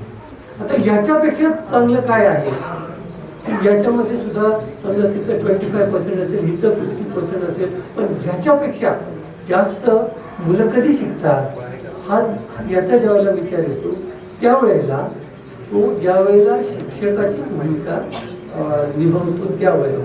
म्हणून ह्या मुलांना 1-1 तास दिला पाहिजे की ह्या विषयावर हा तास हा मुलगा हा मुलगी घेईल. हे तुमच्या रुटीन टीचिंगमध्ये ज्यावेळेला येईल आणि त्यावेळेला खूप अभ्यास करावा लागतो. मुलं प्रश्न विचारणार आहेत, टॉपिक सगळा व्यवस्थित मला वाचून सगळं समजून सांगायला दुसऱ्याला आला पाहिजे. मग त्यावेळेला खूप प्रयत्न होतो आणि मुलगा जास्त शिकतो किंवा मुलगी जास्त शिकते. आता हे नवीन गोष्टी आता आपण शिकू लागलेलो आहेत आणि त्या पद्धतीनं आपण पुढचा प्रवासाचा शिक्षणाचा असा होणार आहे हे लक्षात घ्यायचं आहे. पण सगळ्यात महत्त्वाचं सर तुम्ही सांगितलं म्हणून तुमचा तास झाल्यानंतर आता मला समजलं का भांडण होतं तर तुमचा तास लवकर संपत नाही हे पण लक्षात आलेलं. पण किती महत्त्वाचा आहे तो तास, किती महत्त्वाचा आहे, कारण हे शिकवता येत नाही. हे असं आहे की हा संस्कार आहे हे घडवावे लागतात. आई वडिलांनी घडवायचे आहेत. आता अजून ह्या आपल्या समाजामध्ये अजून होत असेल, शहरामध्ये तर मोठं कठीण आहे. नवरा बायको दोघंही जर कामावर असले तर मुलांना संस्कार घडवणं हे अवघड आहे. आणि म्हणून हे सगळ्यात महत्त्वाचं. आता चॅलेंजिंग एज्युकेशनमध्ये काय असेल तर आता मी त्याला मॉरल रिआर्ग्युमेंट म्हणतो, रिआर्म करायला पाहिजे विथ मॉरल. हे सगळ्यात मोठं चॅलेंजिंग काम आता या शिक्षण संस्थेमध्ये, शिक्षण व्यवस्थेमध्ये, आणि ते घडवायचं. आता हे हा घर तिरंगा का करतो, कारण हे घराघरापर्यंत पोचलं पाहिजे ना. राष्ट्रीय प्रेम कधी येणार, राष्ट्रीय तुमचं जे कर्तव्य आहे राष्ट्राकडे हे कधी करणार आपण. आणि साध्या साध्या गोष्टीत आपण करत नाही. तुमच्या लक्षात येईल, काल आमचा एक कार्यक्रम होता हेल्थ कॅम्पवर, मालवणला आम्ही घेतलं होतं. आम्हाला तिथं हेल्थ कॅम्पसाठी बोलवलं होतं. तर मी त्याच्यातलं एक उदाहरण म्हणून सांगतो की आपण मी म्हटलं तुम्हाला हे माहिती आहे का की आरोग्यामध्ये जर प्रगती करायची असेल तर सगळ्यात महत्त्वाचं आज आपल्या देशामध्ये काय आहे तर पब्लिक सॅनिटेशन. हॉस्पिटल उभारणं, ते डॉक्टर नर्सेसना ट्रीटमेंट करणं, याच्यापेक्षाही महत्त्वाचं काय आहे तर पब्लिक सॅनिटेशन. तर पर्सनल हायजीन आणि पब्लिक सॅनिटेशन किती कमतरता आहे. आता कोविडमध्ये बरीचशी सुधारली, निदान मास्क लावल्यामुळे लगेच चुकायला त्याला मिळत नाही. आणि आपण काय करतो, घरामध्ये चुकतो का सांगा. बाहेर गेल्यानंतर पब्लिक प्लेसला झिरो आपले, पण तिथं कचरा रस्त्यावर जाऊन घरात काढायचा रस्त्यावर जाऊन टाकायचा. ही जी मानसिकता आहे हे बदलणं किती गरजेचं आहे. हे आता संस्कारात नाही बदललं पाहिजे ना. असं होऊन उपयोग नाही.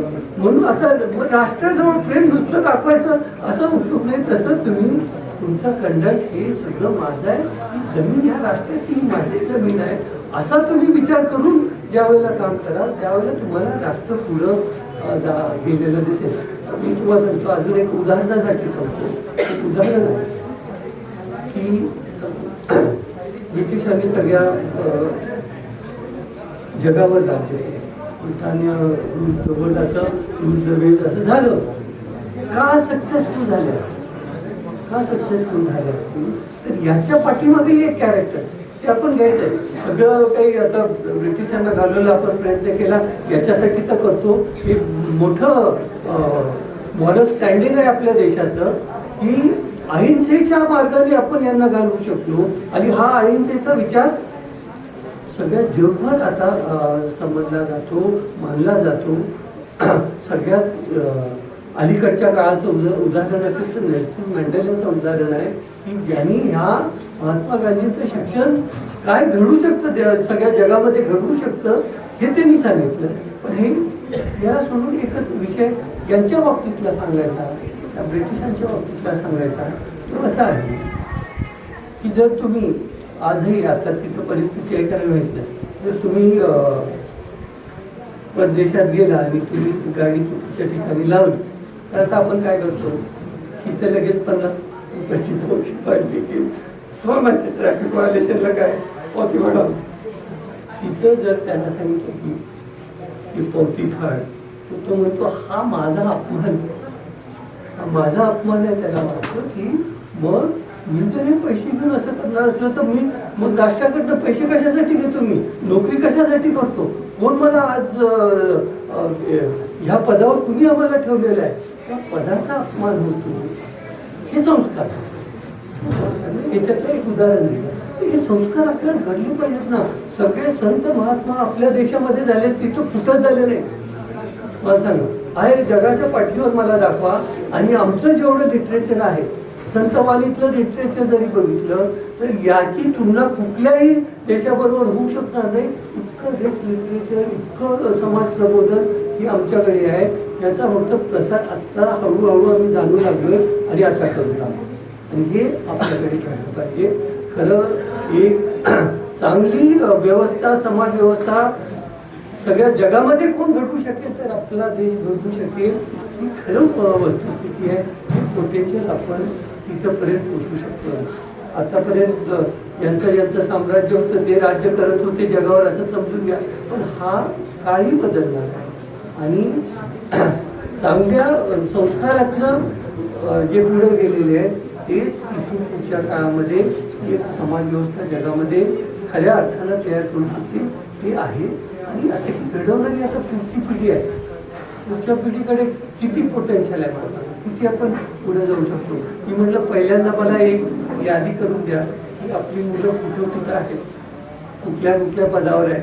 आणि महत्त्वाचं त्यांनी सांगितलं एकेकाला काम द्या हे सांगितलं. आता ते सांगायची गरज नाही. मी सांगतो का, मी सगळ्यांना काय सांगतो की तुम्ही प्रगती करा. प्रगती तुम्ही एकटं करू शकता का? तुम्ही दुसऱ्यांना बरोबर घेऊन गेल्याशिवाय प्रगती करू शकत नाही. आपोआप तुम्ही ते करणार आहे. मी आज बिझनेस चालू केला तर मी काय 100 म्हणजे 24 तास मी बसणार आहे का? मी दुसऱ्याला बरोबर दुसऱ्याला हाताला आपोआप मी काम देत असतो. आणि हे घडलं पाहिजे. आपल्याकडनं मुलांची प्रगती झाली पाहिजे हे सगळ्यात महत्त्वाचं आहे. आणि जे आमच्या आता स्त्री वर्ग आहे त्यांचा सुद्धा आता हळूहळू रोल बदलला. पूर्वी आता मुलीला कुठं नोकरीला पाडवायला शिक्षक सुद्धा तयार नसायचे. मुलीला थोडी नोकरी करायची होती. अनेक चांगल्या कुटुंबात सुद्धा पाठवायला तयार नसायचे. पण आता हा काळ बदलला आणि बदलला इथंपर्यंत बदलला की बऱ्याच मुलांना मला सांगायला लागतं की आता तुम्ही ह्या मुलींच्यावर कॉम्पिटिशन करा. कारण की आता पुढं या कॉम्पिटिशनमध्ये सगळीकडे मुली जास्त दिसायला लागलेल्या आहेत. आणि म्हणून तुम्ही जसं सल्ला देता तसं मुलांना मी सल्ला असाही देत असतो की हे जर जमत नसेल तुम्हाला तर निदान जेवण करायची तशी परिस्थिती होऊ शकते. आता तुम्हाला माहिती आहे ना इथं मुली आता किती हुशार झालेल्या आहेत. आता शेतकऱ्याशी लग्न करायला तयार नाही आहे. दादांच्या गावामध्ये कुठल्याही गावामध्ये 100-100, 200 मुलं लग्न होऊ शकत नाही. मुली नाहीत म्हणून नाही. मुली म्हणतात नुसतं शेतकरी चाललाय, नोकरी केली पाहिजे, अपेक्षा त्यांच्या जास्त. आणि म्हणून तसं जमत नसेल तर मुलांना म्हणलं ठीक आहे तू कर तुझी नोकरी, मी मुलं सांभाळतो, मी इथं जेवण करून तर जमून जातं. मग आजच्या परदेशामध्ये हे जमून जातं आणि तो संसार सुद्धा होऊ शकतो चांगला असं समजू नका की नाही असं नाही. पण हे आजच्या घडीच्या याच्यामध्ये आपल्याला पुढं जायचं असेल तर सगळ्यांनी लक्षात घ्या. मुलांनी सुद्धा आता मोठी कॉम्पिटिशन झाली आहे. पूर्वी प्रोफेशनल कोर्सेसला जात होत्या मुली, आता जात आहे. आता डॉक्टर इंजिनियर सगळीकडे तुम्ही बघितलं ना, डॉक्टर इंजिनियर तर राहू दे. ॲग्रिकल्चर कॉलेजमध्ये आत्ता आपल्या ॲग्रिकल्चर कॉलेजमध्ये 50% जास्त मुली आहेत. म्हटलं आता मुली जर हे पण करायला लागल्या तर आमच्या मुलांनी काय करायचं, शेती पण आम्हीच करतो जर म्हणायला लागल्या. हा एक व्यवसाय होता, मी तर हा तरी आमचा होता. बरं तिथं 50% मुली आले. पण त्याच्यातला एक चांगला भाग आहे आत्ता तरी आहे ते आता तुम्हाला पुढं दिसणार आहे की तो बेस कोर्स समजला जातो. आणि ह्या मुली अभ्यास करतात आणि सगळ्या सिव्हिल सर्व्हिसेसमध्ये, ॲडमिनिस्ट्रेटिव्ह सर्व्हिसेसमध्ये, प्रांतामध्ये, पोलीस सर्व्हिसमध्ये सगळीकडे भरती होतात. आणि तुम्हाला ही परंपरा मोठ्या प्रमाणामध्ये या कॉलेजमध्ये सुद्धा दिसते. आणि हे बघायला मिळालं पाहिजे ना. आपला मूळ शिक्षणाचा उद्देश तो ह्या समाजाने प्रगती केली पाहिजे. आणि तो मूळ जो उद्देश होता तो कधीही आम्ही म्हणतो पर्पज आहे ना, कधी पर्पज डिफीट होऊन या कारणाने काढलं. त्या कारणासाठी त्या संस्था चालल्या पाहिजे. आता कृष्णा बँक आपण काढली त्यावेळेला काय विचार होता की शेतकऱ्यांना कर्ज मिळालं. आता बँक मोठी झाली आणि सगळ्या व्यापाऱ्यांना, सगळ्या उद्योजकांना पैसे देत बसलो आणि आमचा शेतकरी वर्ग विसरलो. तर मग ते पर्पज डिफीट होते. कशासाठी काढली? आजही किती प्रगती झाली असेल तर शेतकरी उद्योजक आणि शेतकरी यांना 100% कर्ज दिलं जातं. ते ह्याच्यापासनं मूळ विचारापासून आपल्याला बाजूला जाऊन चालत नाही हे लक्षात घेतलं पाहिजे. आता आपला जास्त वेळ घेत नाही. आता जे माझे विद्यार्थी आहेत मोठ्या ठिकाणी 97 किंवा आता पूर्वीचे जर सुरुवातीला असणारे आता आजोबा झाले असतील सगळे नाही का? ते तुम्हाला सांगतो एक फोटो आहे तिथं आप्पांच्या त्या स्मारकामध्ये एक मुलींचा फोटो आहे ते करताना झाडं लावताना आणि त्या मुली लहान लहान पलकर घालून लहान लहान मुली दिसतात सगळ्या आजी झालेल्या आहेत त्यांना जर तुम्हाला शोधायचं असेल तर सगळ्या पहिलं झाड तिथे लावताना आणि हा आमचा तो दुर्गावे सर त्याला काकेत घेतले आपण तो म्हणतो हा मी आहे मी तू कुठं आहे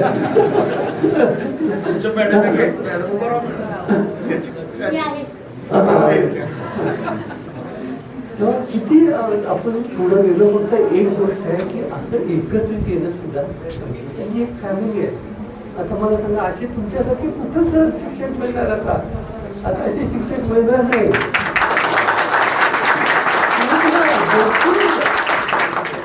जोखीम दिला आपलं आयुष्य जोखीम दिलं मुलांच्या मध्ये आणि शिक्षकाची प्रगती कुठं होते सांगा. आता शिक्षक म्हणतो मला प्रमोशन पाहिजे माझा पगार वाढला पाहिजे हे असतं आणि सगळ्यांना सांगतो शिक्षकांना की तुमचा सक्सेस तुम्ही तुमच्या मुलांच्या मध्ये बघितलं पाहिजे. मुलगा तुमचा पुढे गेला हे ह्याच्या एवढं सक्सेस तुमचं दुसरं कुठलं नाही की आमची मुलं मी शिकवलेला मुलगा आज मोठ्या पदावर गेला तेवढं भूषणावं आहे तुम्हाला आणि हे आज तुम्हाला बघायला मिळतंय. हा मोठा हा आनंद सोहळा आहे.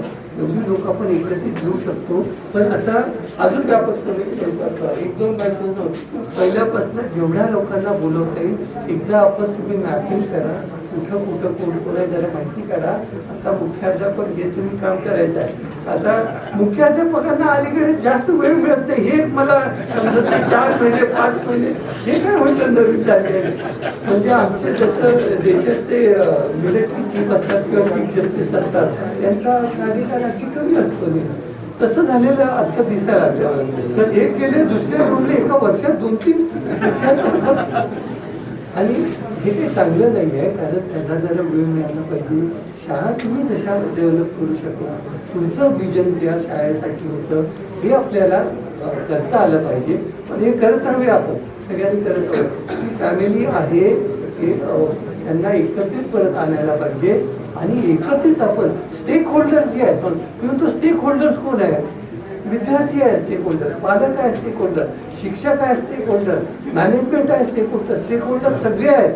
सगळ्यांना एकत्रित आपल्याला करायला पाहिजे आणि अख्खी पुढची वाटचाल आपण करायला पाहिजे आणि देशात एक चांगली प्रख्यात गोष्ट म्हणूनच आज आपल्याकडे बघितलं गेलं पाहिजे. आणि तसंच मला आता रिसोर्सेस नव्हते आता सुरू करताना आपण अनुदानित शाळा सगळ्या चालू केल्या. आपल्याला इन्कम काय रंग द्या रंग पैसे काय ही परिस्थिती आहे. याच्यातनं आपण पुढे जाऊ जे गरीब मुलांना शिक्षण देता येईल तेही द्यायचं शाळेची पण तयारी करायची सगळ्या सुविधा उपलब्ध करून द्यायचा आणि हा भाग सगळ्यांनी मिळून घ्यायचा असा पण विचार करून पुढे जाईल. तर आपला जास्त वेळ घेत नाही.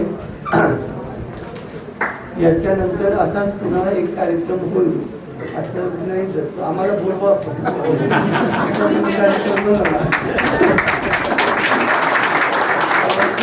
कार्यक्रम खूप आनंद आहे आणि खूप चांगलं वाटलं की जुन्या विद्यार्थ्यांना भेटायला मिळालं जुन्या शिक्षकांना भेटायला मिळालं. अनेक विद्यार्थी आता तुम्ही जसं ओळखत नाही तुमच्या क्लासमध्ये सुद्धा बदलतात ना लोक खूप बदलतात मुली जास्त बदलतात आणि मग ओळखत नाही आपण. मग आम्ही माझे क्लासमेट ज्यावेळेला सुद्धा बोलवले 2 वर्षापूर्वी आमच्या कॉलेजमध्ये सगळे बोलवल्यानंतर पहिलं काय असेल सगळ्यात विचार बाबा नक्की तुमचे का क्लासमेट निम्म्याच्या डोक्यावर केसेस राहिले सगळे पांढरे झाले नक्की जायचा मी म्हटलं मला सुद्धा पण काल एक आमचे डॉक्टर होते ते असं सांगत होते सगळ्यांना की आता मी 8-10 वर्ष जरा काळजी घ्या मला कॅन्सर सगळे कॅन्सरचं शिबिर होतं सगळ्या कॅन्सरवर मात म्हटलं तर तुम्ही अर्धवट सांगितलं. मी आता सगळ्यांना सांगतोय जे आता आपल्यामध्ये जी मुलं असतील, आता 60 गाठली असेल, सिनियर सिटीजन झाले असतील, त्याला तब्येतीची काळजी घ्या, जरा आहार व्यायाम व्यवस्थित ठेवा. एक 10 वर्ष काळजी घ्या, नंतर 100 वर्ष जागणार. कारण शास्त्र पुढे झालेलं आहे. आता शास्त्र पुढे गेलेलं आहे.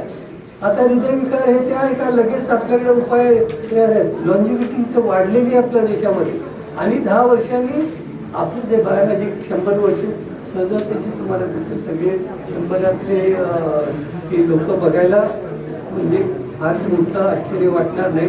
फक्त त्यावेळेला नवीन चॅलेंजेस येतील, ते मी बरेच दिवस समजातात की आता माझं सुद्धा सरांच्या सारखं लांबायला लागलं आहे. कारखान्यामध्ये 60 साली 60 वर्षाचा असताना रिटायर.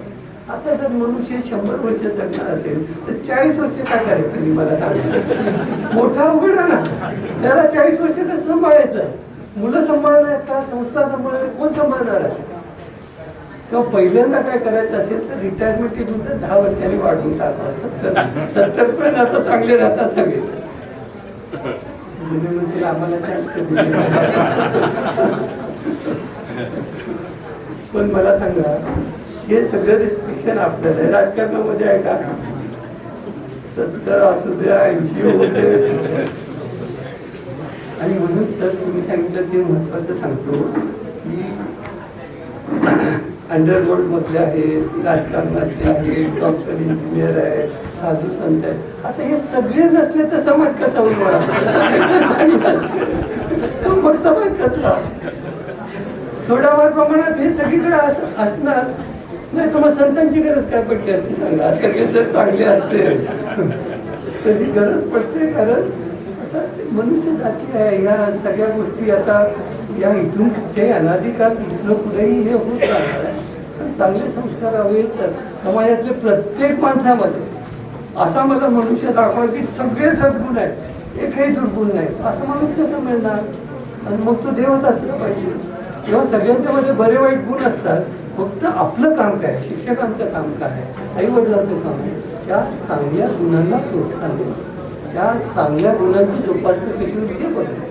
आणि जे थोडेसे दुर्गुण आहेत ते कशी झोपवता येते हे बघणं, एवढंच आपलं काम. आता आपला जास्त वेळ घेत नाही.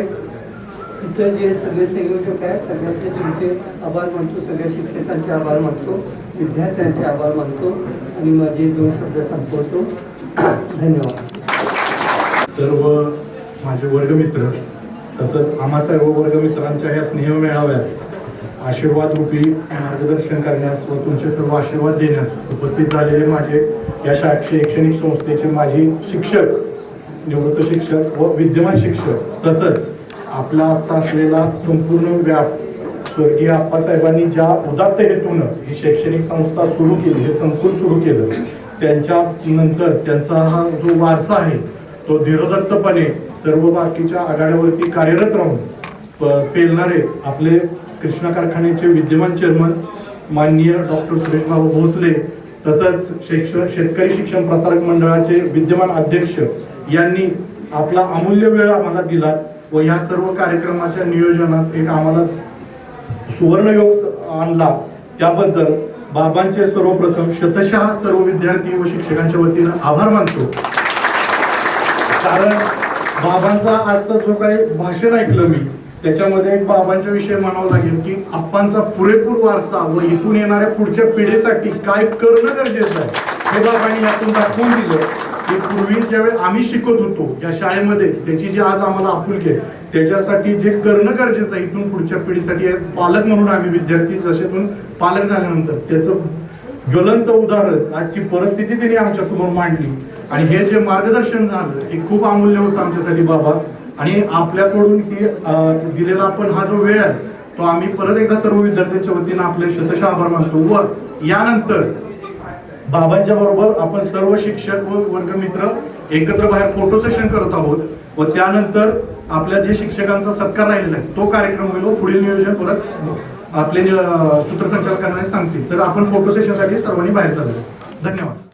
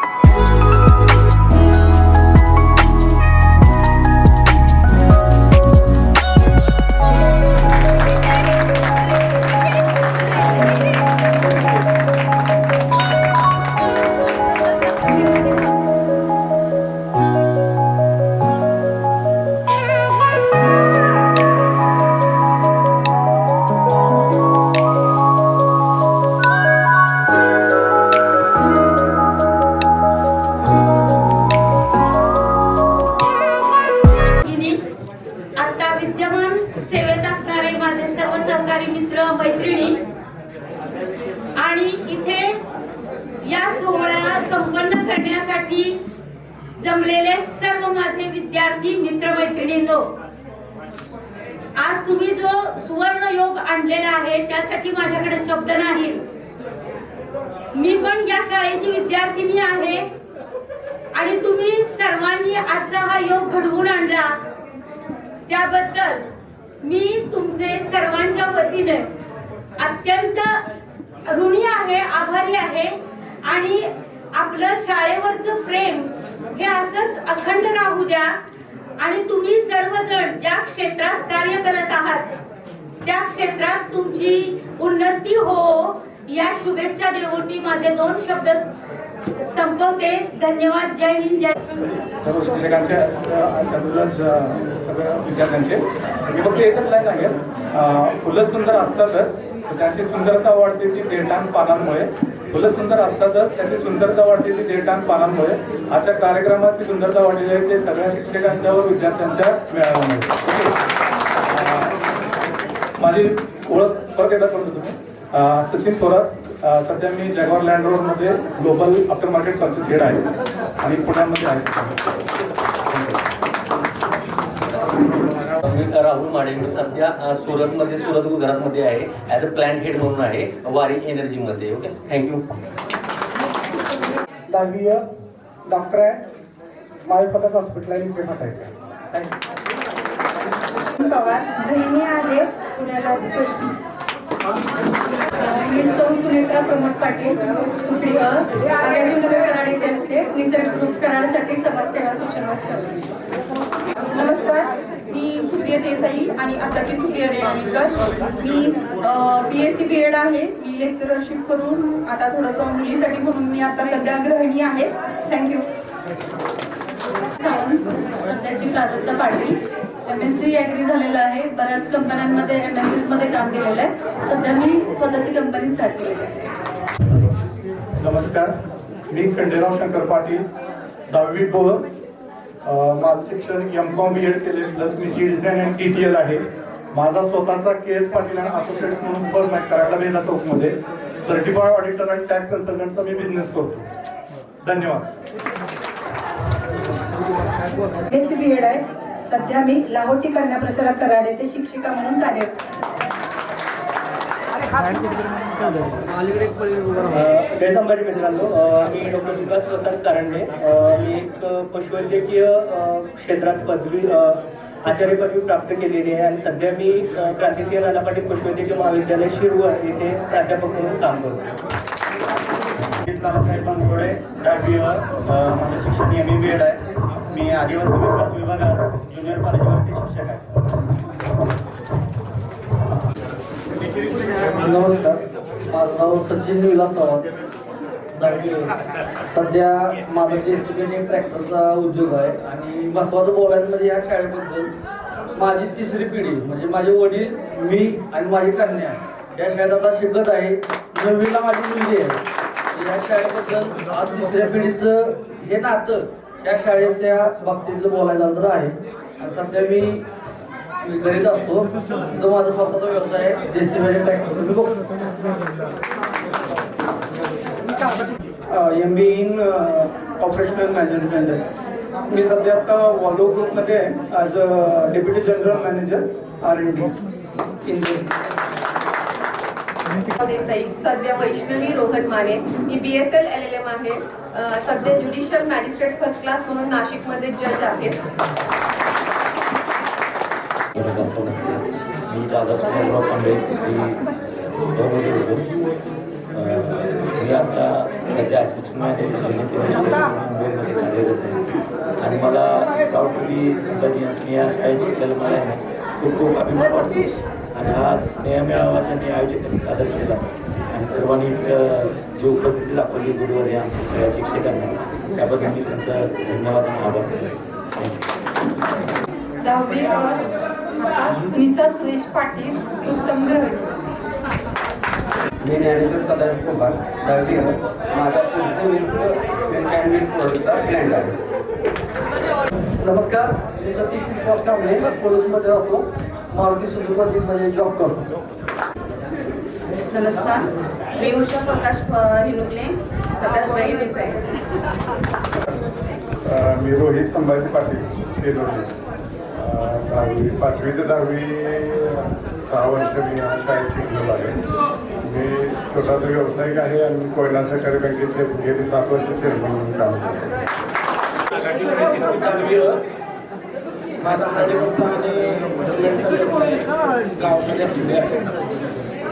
कुमार मोरे किल्लेन चंद्रगड. मी राजाराम बापूचं साखर कारखान्यामध्ये पेट्रोल म्हणून आहे.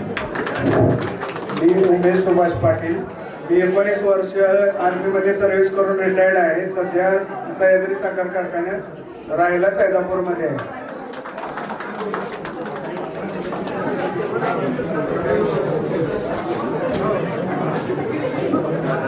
मनीषा चव्हाण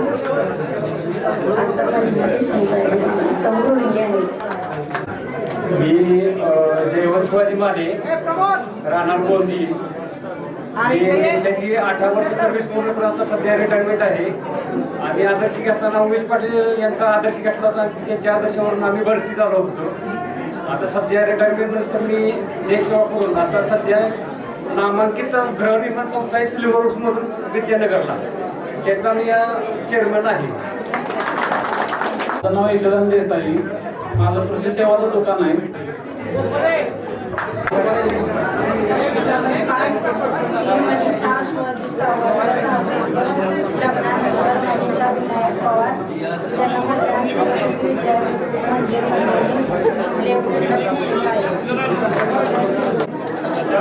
कोणती येतं राहतो आणि शेती करतो.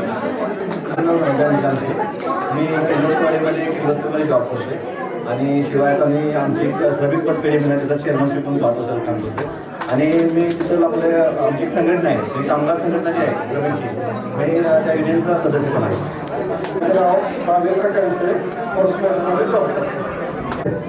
मी दत्तात्रय पवार साहेब परिकर. मी सध्या प्रेसिडेंट जॉब करतो. मी पोपट भीमराव म्हणते. आर्मीमध्ये 11 वर्ष सर्व्हिस करून आता रिटायर झालेला आहे. विद्यानगरमध्ये राहतो. माझं नाव मेघा प्रसाद कुंभार, शिक्षक आहे. माझं नाव सुभाषराव. मी सध्या जर्मनीचे वास्तव्यात होते. जवारे सध्या प्रमिला करडे.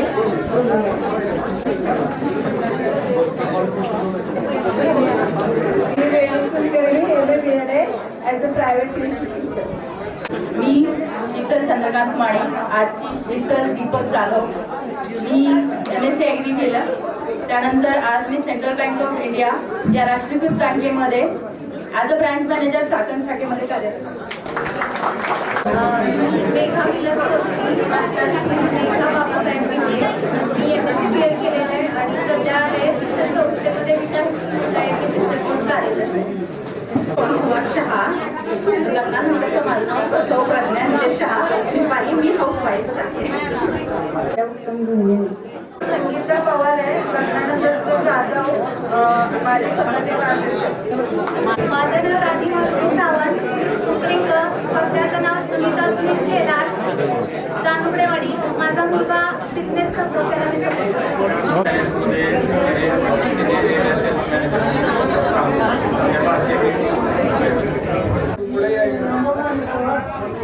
पुन्हा एकदा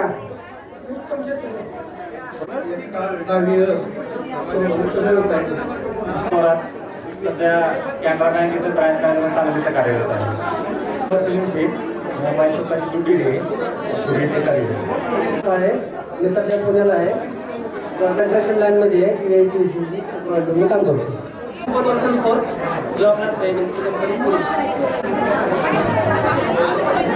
आशिषा कधी पाटील एखादी काम करतो. तुकडीत कर.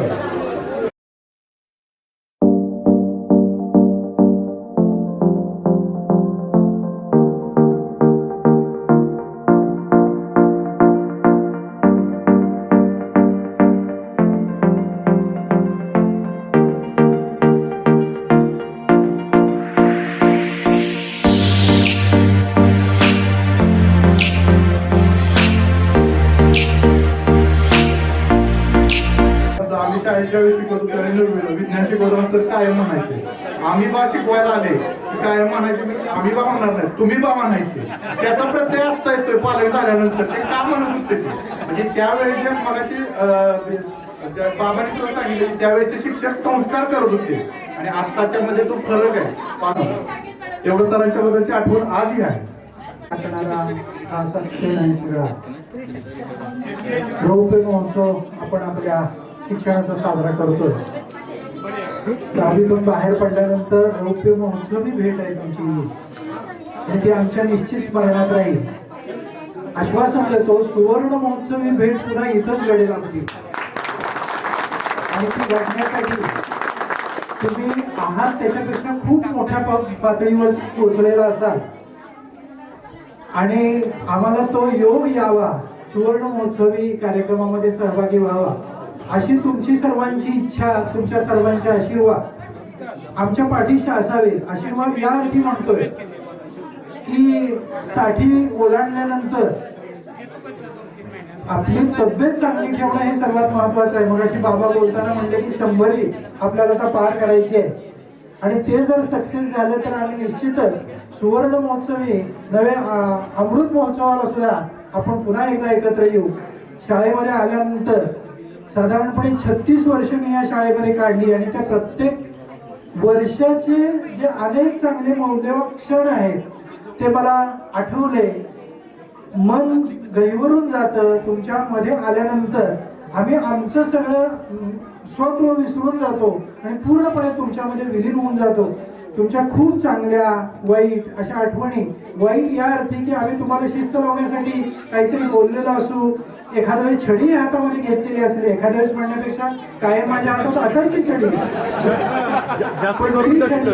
तुमच्या जीवनाला एक योग्य दिशा देण्यासाठी उपयोगी पडली याचा आम्हाला सार्थ अभिमान आहे. मग अशी मी ऐकत होतो, प्रत्येक जण सांगत होता की प्रत्येक क्षेत्रामध्ये माझे विद्यार्थी आज आहेत. कुठलंही क्षेत्र असं ठेवलेलं नाही. शेतीपासून इंजिनिअरिंग पर्यंत, मेडिकल पासून नर्सिंग पर्यंत, नर्सरीमध्ये सुद्धा, समाजसेवेमध्ये, राजकारणामध्ये तुम्ही सगळीकडे आपला ठसा उमटवलेला आहे आणि हे आमच्या दृष्टीने खरंच भाग्याच आहे. आणि हे भाग्य आमच्या वाटणीला आलं हे आम्ही आमचं चांगलं नशीब समजतो. आम्हाला या आप्पांच्या शाळेमध्ये नोकरी करायला मिळालं हे मोठं भाग्य होतं. मला आठवतंय 82 साली ज्या वेळेला मी इथं नोकरीला लागलो त्यावेळेला इथं नोकरी लागेल का नाही असा प्रश्न निर्माण झालेला होता. परंतु माझं नशीब आणि तुमच्या सर्वांचं नशीब म्हणून आपण सगळी एकत्र आलो आणि आपले चांगले दिवस तुमच्या बरोबर मी साधारणपणे 8 ते 9 वर्ष काढलेली आहेत. 5वी पासून 10वी पर्यंत 5 ते 7 वर्ष आपण एकत्र आहोत आणि त्या एकत्र असण्याचा जो अनुभव आहे तो अनुभव आम्ही आयुष्यभर जपत असतो. भले आम्हाला प्रत्येकाची नावं नाहीच सांगता येणार, भले आम्हाला प्रत्येकाच्या काही खुणा सांगता नाही येणार, परंतु तुम्ही आमच्या मनामध्ये घर केलेलं असतं आणि हे वारंवार आम्हाला घरी असलो तरी जाणवतं. अनेक प्रसंग आम्हाला तुमच्या आठवत असतात.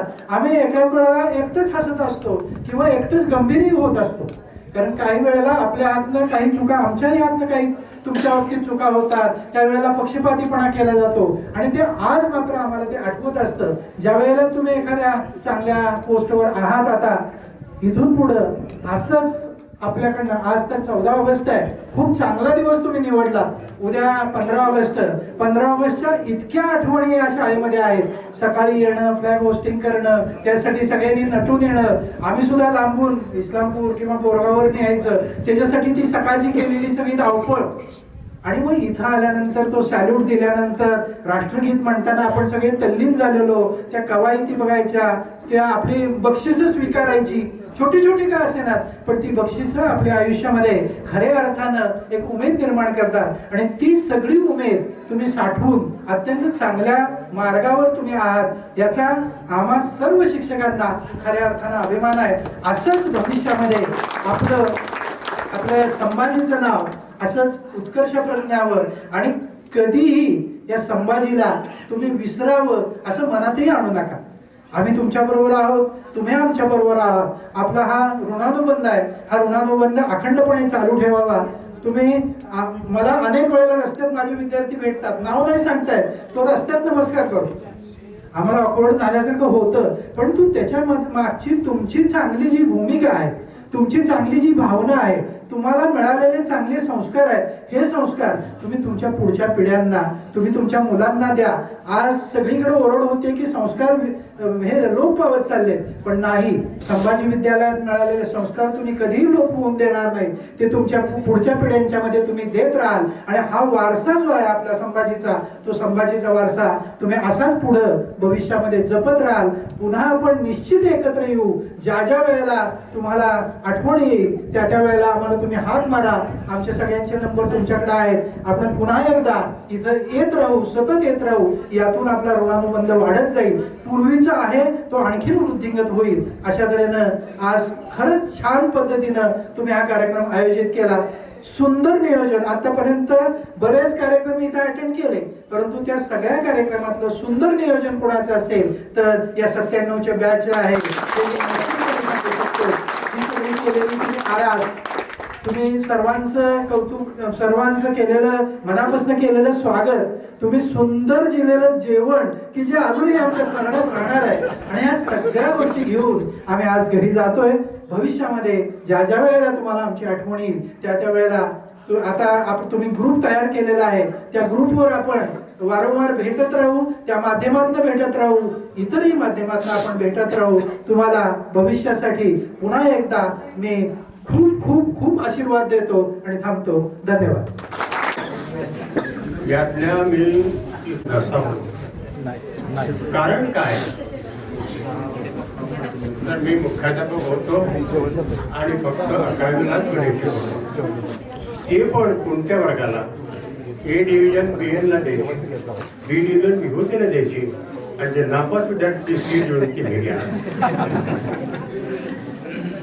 पण अतिशय कडक वर्ग असेल तर सर्व स्टाफमध्ये फक्त एसएन थोरातच वर्ग असतो.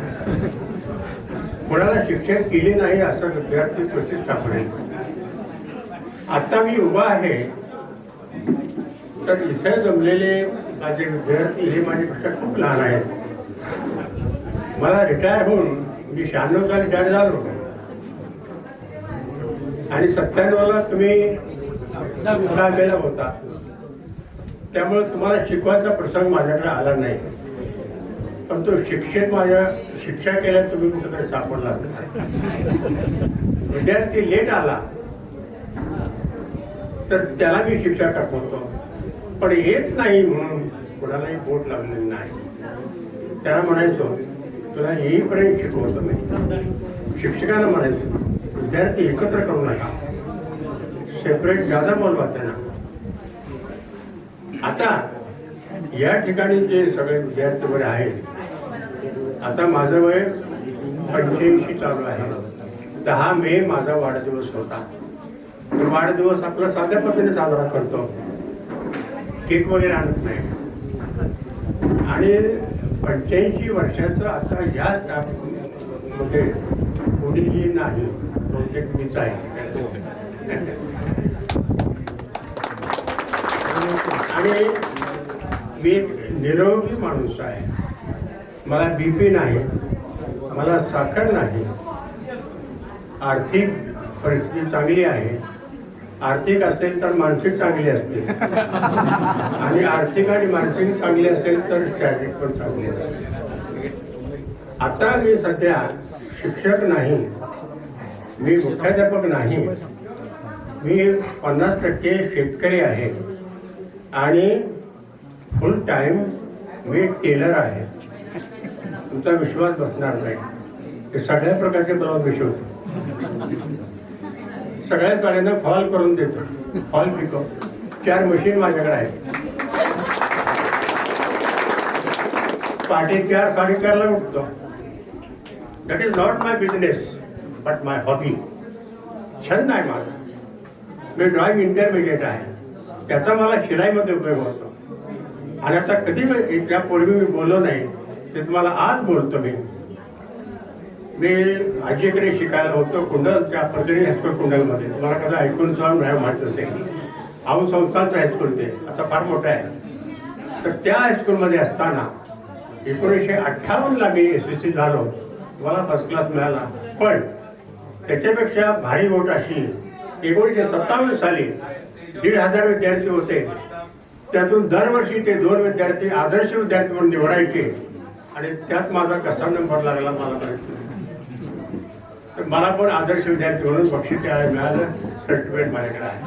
पण मी हे कुणाला सांगितलं नाही, पण वर्तनामध्ये मात्र दाखवलं. मला नियम आवडतात, पैसा खाणं आवडत नाही.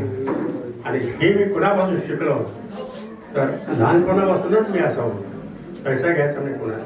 खाली शाळा असताना रात्री 9 ते 12 तास घेत होतो. विद्यार्थी सगळे यायचे. त्यावेळी विद्यार्थी एवढ्या नव्हत्या, आता विद्यार्थ्यापेक्षा विद्यार्थ्यांनी जास्त आहेत वर्गात. त्यावेळी 4-5 विद्यार्थी असायच्या, बाकी सगळे विद्यार्थी असायचे. पण गडाहून, हुबेहून, नरसिंहपूरहून, गोंदिहून सगळे विद्यार्थी यायचे. आणि 9 ते 12 3 वर्ग एकत्र करून 150 विद्यार्थी एकत्र करून मी तास घेतले.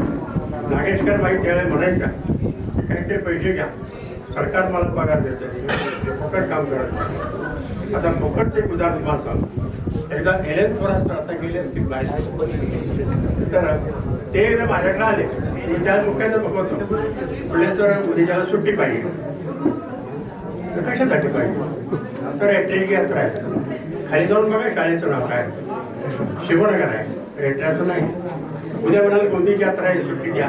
नरसिंह यात्रा आहे, सुट्टी द्या. ही काय धर्मशाळा आहे का? सुट्टी देतो, पोरांनी सुट्टी मागू द्या ना. पोरांनी काय वाटलं ते करू द्या, मागू दे, मी देणार तुम्हाला नाही देणार का?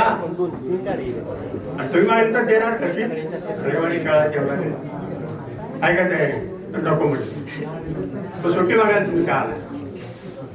तुम्ही आता लक्षात ठेवा, शनिवारी हाफ डे शाळा, पगार फुल डेच घेतात. रविवारी फुल डे सुट्टी आहे, फुल डे पगार घेतात. एवढंच नाही पण रात्रंदिवस पगार तुम्हाला चालू आहे आणि सुट्टी का मागतात? या पण मला सुट्टी मागायचं द्यायचं नाही. सुट्टी काय माझ्या खिशात आहेत ना? मला विचारणारे संस्थेचे अध्यक्ष आहेत, शिक्षणाधिकारी आहेत, उपसंचालक आहेत. त्यांनी विचार तर मी काय सांगू. आणि यादव सरना सांगायचो की अनुदानाशिवाय 1 रुपया जादा कुठं खर्च झाला मला आवडणार नाही. पेपराच्या रजेतून चहा पाण्यात खर्च मागायला, राहिलेले पैसे मला सांगा, मी घेतो. दरवर्षी मी माझी पोटली होती 32 वर्षे, दरवर्षी सर्व स्टाफला मटणात जेवण देणार मी एकमेव माणूस आहे. पण अतिशय कडक शिस्तीने वागलो मी. विद्यार्थ्यांना पीटी शिक्षक बाजूला राहायचे आणि मी तिथं उभा राहायचो. लेट आले विद्यार्थी, छडी घ्यान जावा, इकडे बघायचं. विद्यार्थ्यांनी बघितलं नाही कधी. छडी द्यायची, जोरात नाही पण थोडे द्यायचे. आणि त्यांना सांगायचं काय उशीर झाला, रात्री निघा, पाठी निघा, मला काय सांगायचं नाही. तुम्ही 11ला शाळेत पाहिजे, नाही आलं तर तुम्हाला शिक्षा होणार. काय काय वेळा माझं घड्याळ सुद्धा पडायचं, या हाताने दमलो की या हाताने मारायचं. तर तुमच्याला मला शिस्त लागेल. अजून गेल्या वर्षी एका विद्यार्थ्याचा फोन आला, तुम्हाला तो विद्यार्थी माहित नाही. त्याचं नाव संजय खेले, त्याचे वडील कामाला होते कारखान्यात. तर त्याचा फोन कोणाकडून तर माझा नंबर घेतला त्यानं आणि मला फोन केला. का तर तुम्ही मला एक मुस्काडी दिली ती, पण ती मी विसरलो आणि त्याच्यामुळं मी इंजिनियर झालो. तुम्ही शिक्षा केली नसतं तर मी खडगुलीच बनलो असतो. मी इंजिनियर झालो आणि आता मी फक्त इंजिनियर नाही तर सासवड रोडला माझी फॅक्टरी आहे आणि तुम्हाला मी माझ्या गाडीतनं एकदा फॅक्टरी बघायला घेणार.